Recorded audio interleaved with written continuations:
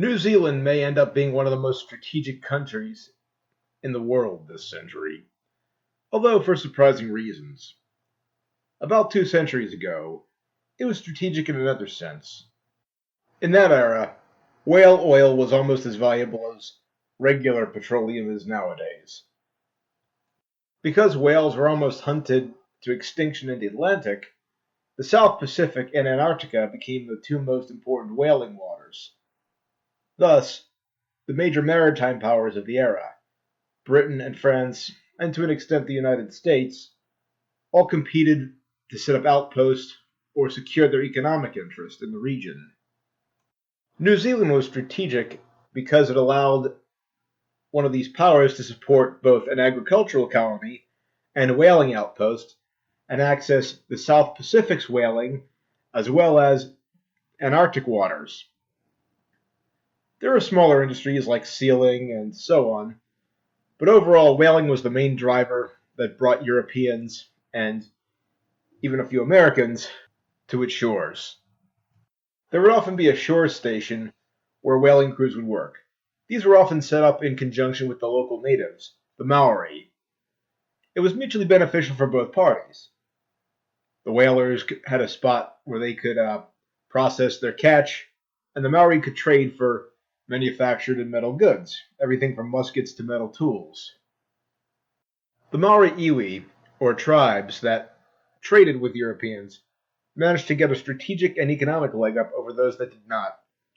This led to a period called the Musket Wars. It also saw the rise of a generation of leaders, Maori chieftains, who were familiar with firearms and with early trench warfare. They invented early types of fortifications called pa that were resistant to artillery and firearms. Many of the powerful chieftains on the North Island, which held the bulk of the population at the time and still does, decided that an alliance, or at least a treaty with the Europeans, might suit their interest. So they signed the Treaty of Waitangi with the British, allowing the Maori the rights of British subjects. However, the treaty said one thing in Maori and one thing in English, as many documents of that era often did. Because of the value of New Zealand as an agricultural colony, Maori land began getting taken away by the Governor General in New Zealand. As a result, there were a period called the Maori Land Wars, where different iwi, different tribes and movements, rose up against the British. They are fairly noteworthy in the fact that they would regularly achieve tactical and strategic victories against the British, although some more than others. Hone Heke was perhaps the first to rebel. He cut down a British flag around a garrison several times just to prove a point. His friend Cowardy was one of the pioneers of PA design. There was the Kingitanga movement, but this period lasted until the 1870s or so. By this time, one of the few last holdouts, Te Ku'uti, was largely just leading a small band of ragged followers and outlaws into sanctuary in the hills. New Zealand participated in the World Wars by sending troops with the Australians, the Australian-New Zealand Army Corps, or ANZACs, and the defeat at Gallipoli still resonates in that country today.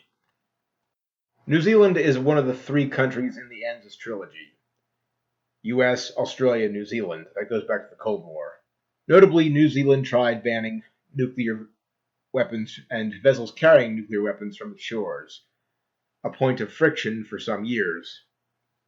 However, as far as national interests go, there is one capability of New Zealand that is very much still on the launch pad, quite literally. That is being able to launch rockets to very rare but very important polar orbits. In the event that something happens to existing satellites, there may need to be unconventional ways to get into space, and New Zealand has many of the launch sites and capabilities that would be essential in these endeavors.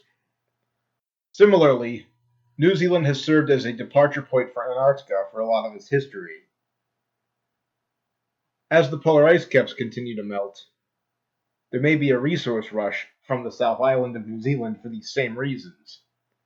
So they're very much could be a gold rush at the bottom of the world that goes through New Zealand and affects the economy. Even for scientific and research endeavors, New Zealand is still used as a launchpad and landing site for many U.S. scientific expeditions. For these reasons, understanding New Zealand and its history are important for our national interest. In particular, I would like to focus on joint commercial space exploration, as well as the development of anthropology for improving indigenous and cultural factors. As a final bit of trivia, there was a New Zealand inventor named Dr. Cullen Murdoch, a veterinarian who lived during the mid 20th century. He made three very interesting inventions: the tranquilizer gun, basically launching a syringe dart with a blank, the childproof medical waste container, and the disposable syringe. New Zealand innovation has saved many lives around the world, and I believe it will continue to do so.